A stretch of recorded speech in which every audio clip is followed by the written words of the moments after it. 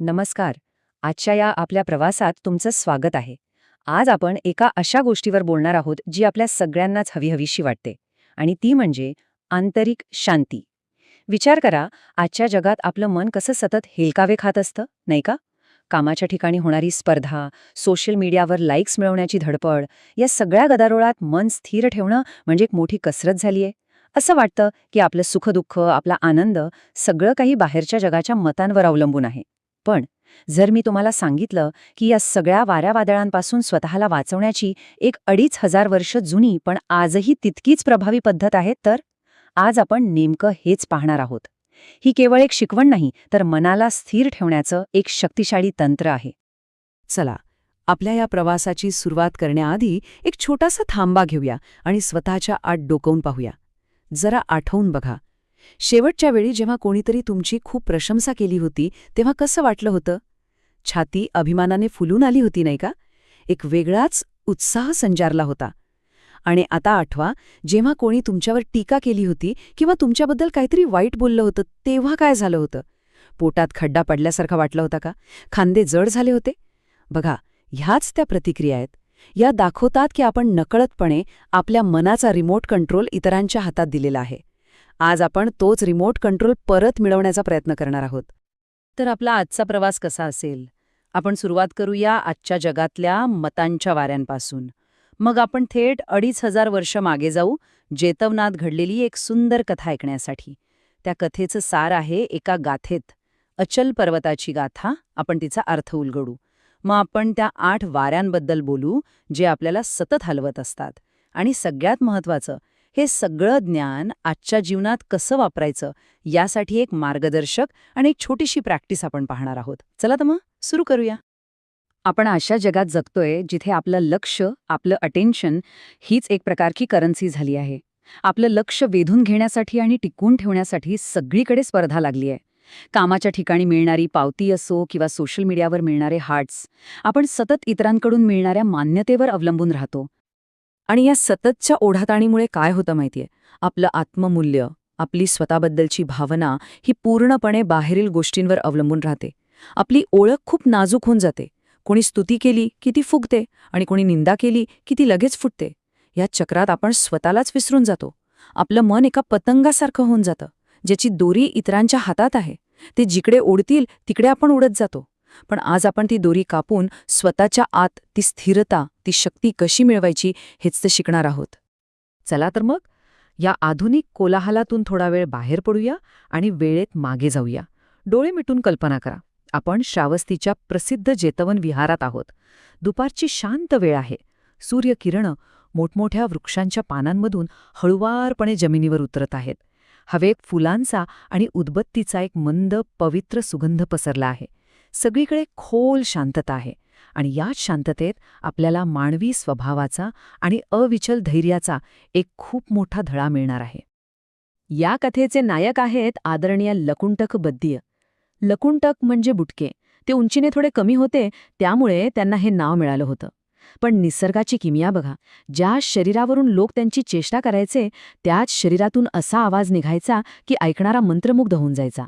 त्यांचा आवाज स्वर्गीय होता असं म्हणतात. तरीही काही तरुण नवखे भिक्खू सतत त्यांची थट्टामस्करी करायचे. कधी प्रेमाने त्यांचं डोकं थोपटायचे, कधी कान ओढायचे, तर कधी पाठीवर थाप मारायचे.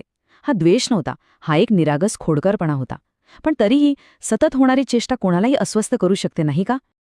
आणि हे वाक्य म्हणजे या कथेचं सार आहे. भद्दीय यांनी त्या भिक्खूंना कधीच काही उलट उत्तर दिलं नाही, हे तर खरंच आहे. पण त्यापेक्षाही मोठी गोष्ट ही होती की त्यांच्या मनात, त्यांच्या विचारांमध्ये सुद्धा त्या भिक्खूंबद्दल राग किंवा द्वेषाची एक लहानशी लहरसुद्धा उठली नाही. ही केवळ सहनशीलता नव्हती, ही होती उपेक्षा, म्हणजे समता, एक खोल स्थिरता.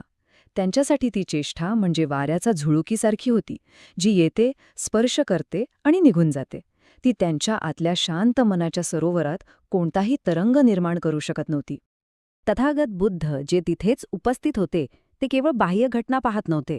त्यांची प्रज्ञा खूप खोल होती. ते एकाच वेळी भद्दीय यांच्या मनातील ती अथांग शांतता आणि तरुण भिक्खूंच्या मनातील तो चंचल खेळकरपणा दोन्ही अनुभवत होते. बुद्धांनी ओळखलं की हा केवळ एक सामान्य प्रसंग नाहीये. इथे मानवी मनाच्या 2 टोकांच्या अवस्थांचं दर्शन घडत आहे. एक मन जे बाहेरील घटनांनी पूर्णपणे अविचल आहे आणि दुसरं जे सतत चंचल आहे. आणि त्याच क्षणी त्याने ठरवलं की ह्या साध्या प्रसंगाला एका कालातीत अजरामर शिकवणीत गुंफायचं. आणि आता आपण त्या क्षणाकडे आलो आहोत जिथे बुद्धबद्धेय यांच्या त्या अचल मानसिक स्थितीचं वर्णन करण्यासाठी काही मोजकेच पण अत्यंत प्रभावी शब्द उच्चारतात. हे शब्द म्हणजे केवळ एक कविता नाही, तर ज्ञानाचं घनरूप सार आहे. हे ते शब्द आहेत जे या संपूर्ण प्रसंगाला एका अमर गाथेत रूपांतरित करतात. शांतता सेलो यथा एको घनो वातेन्न समीर्यति एवं निंदापसंसासु न समिंझन्ति पंडिता. या शब्दांमधील ताकद अनुभवा.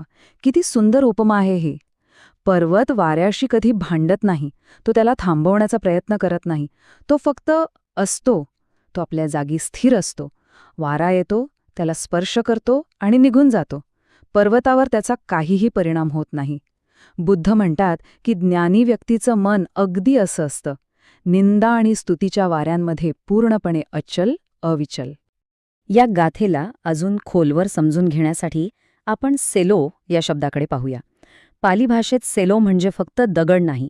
त्याचा अर्थ आहे एक घनो, म्हणजे एक संध, ज्यात कोणतीही भेग नाही, जो एकाच पदार्थापासून बनला आहे.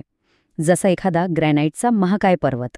ही प्रतिमा मनाच्या त्या स्थितीचं वर्णन करते जी अनेक वर्षांच्या साधनेने, अनुभवाने एकसंध झाली आहे, जिथे बाहेरील घटनांना आत शिरण्यासाठी कोणतीही फाट उरलेली नाही. आणि दुसरा महत्वाचा शब्द आहे पंडिता. आपण मराठीत पंडित कोणाला म्हणतो? जो खूप विद्वान आहे, हुशार आहे. पण पालीमध्ये पंडिता या शब्दाला अनुभवाची एक वेगळीच खुली आहे. पंडिता तो आहे ज्याच्याकडे पण्या आहे, म्हणजे प्रज्ञा. ही प्रज्ञा पुस्तकातून किंवा केवळ ऐकून मिळत नाही.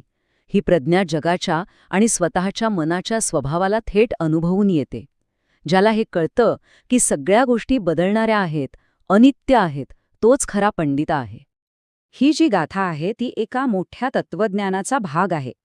बौद्ध धर्मानुसार 8 प्रकारचे सांसारिक वारे किंवा 8 लोकधम्म आहेत जे आपल्या सगळ्यांच्या आयुष्यात सतत वाहत असतात. हे तेच वारे आहेत जे सामान्य माणसाला हेलकावे देतात, पण ज्ञानी व्यक्ती ज्यामध्ये स्थिर राहते. हे आहेत ते 8 वारे. बघा, 4 जोड्या आहेत: लाभ आणि हानी, प्रशंसा आणि निंदा, यश आणि अपयश, आणि सुख आणि दुःख. आपलं संपूर्ण आयुष्य ह्याच 8 ध्रुवांच्या मध्ये हेलकावे खात असतं, नाही का? आपल्याला लाभ, प्रशंसा, यश आणि सुख हवं असतं, आणि आपण हानी, निंदा, अपयश आणि दुःखापासून सतत दूर पळत असतो. ह्याच ओढाताणीत सगळा संघर्ष आहे. पण जो पंडित आहे, जो ज्ञानी आहे, तो या 8 वाऱ्यांना नाकारत नाही, पण तो त्यांच्यासोबत वाहतही जात नाही. तो मध्यभागी आपल्या आतल्या त्या पर्वतावर स्थिर राहतो. ठीक आहे, हे सगळं ऐकायला तर खूप छान वाटतंय, पण या 2500 वर्षांपूर्वीच्या ज्ञानाला आपण आपल्या आजच्या धावपळीच्या गुंतागुंतीच्या जीवनात कसं लागू करायचं? चला, या प्राचीन शहाणपणाचं एका आधुनिक युजर मॅन्युअलमध्ये रूपांतर करूया. काही उदाहरणं बघूया. समजा ऑफिसच्या मीटिंगमध्ये तुमच्या बॉसने सगळ्यांसमोर तुमच्या कामावर कडक टीका केली. त्या क्षणी मनात अपमान आणि रागाची एक मोठी लहर उठते.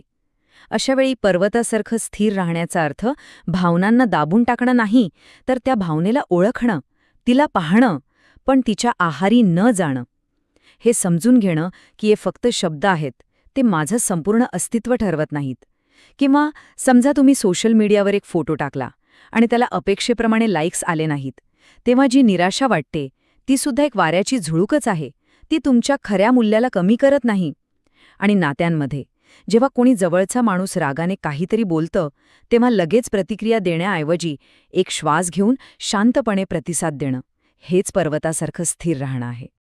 हे ज्ञान केवळ ऐकून किंवा समजून पुरणार नाही, त्याला आपल्या अनुभवाचा भाग बनवावा लागेल. आणि त्यासाठी गरज आहे सरावाची, एका प्रॅक्टिस लॅबची. चला तर मग आता आपण एक सोपी पण अत्यंत प्रभावी कृती पाहूया, जी आपल्याला आपल्या मनात तो पर्वत हळूहळू उभा करायला मदत करेल. तर ही आहे ती कृती. दिवसातून जेव्हा कधीही तुम्हाला भावनिक हेलकावा जाणवेल, तेव्हा फक्त 3 पावलं उचलायची आहेत. पहिलं, थांबा आणि ओळखा. काय वाटतंय? राग, आनंद, दुःख शरीरात कुठे जाणवतंय? दुसरं, पर्वताचं स्मरण करा. डोळे मिटून एका विशाल पर्वताची कल्पना करा, जो हजारो वर्षांपासून तिथेच उभा आहे. ऊन, वारा, पाऊस सगळं झेलत पण स्थिर. आणि तिसरं, श्वासासोबत स्थिर रहा. प्रत्येक श्वासासोबत ती पर्वताची स्थिरता स्वतःमध्ये अनुभवा. ती भावना वाऱ्यासारखी आहे, ती निघून जाईल. तुम्ही तो पर्वत आहात, जो तिथेच राहणार आहे. हा सराव रोज थोडा थोडा केल्याने आपलं मन खरोखरच त्या पर्वतासारखं बनायला लागेल. तर मग आज जेव्हा मतांचे, स्तुतीचे किंवा निंदेचे वारे तुमच्या दिशेने वाहतील, तेव्हा तुमच्याकडे एक पर्याय असेल. तुम्ही वाऱ्यावर उडणारं एक पान बनाल की आपल्या जागी स्थिर राहणारा एक पर्वत? ही निवड प्रत्येक क्षणी, प्रत्येक श्वासाला आपल्याकडे उपलब्ध आहे. याच विचारासोबत आजचा आपला हा प्रवास इथेच संपूया. पुन्हा भेटू एका नवीन विषयासह.